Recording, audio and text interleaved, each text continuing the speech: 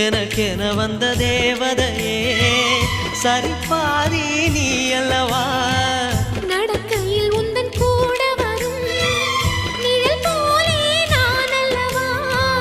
கண்ணன் கொண்ட ராதையர ராமன் கொண்ட சீதையர மடி சேர்ந்த பூரதமே மனதில் வீசும் மாருதமே நன்றி சொல்ல உனக்கு வார்த்தை இல்லை எனக்கு நான் தான் மயங்குறேன் என்னுடைய மனச தந்துவிட்ட பிறகும் ஏம்மா கலங்குற